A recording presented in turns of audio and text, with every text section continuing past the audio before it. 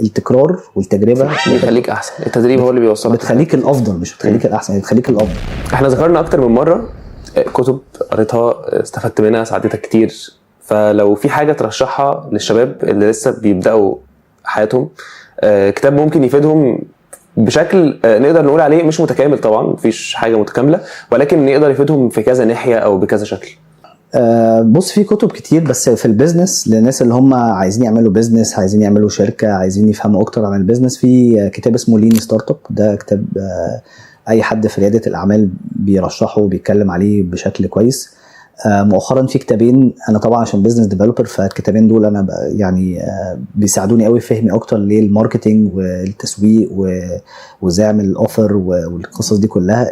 في كتاب اسمه دوت كوم سيكريتس، عامله حد اسمه راسل برانسون، وفي كتاب تاني اسمه 100 مليون دولار اوفر، كاتبه حد اسمه أليكس هرموزي. دول 3 كتب يعني انا برشحهم لاي حد عايز يطور من مهارات يفهم بيزنس بشكل كويس.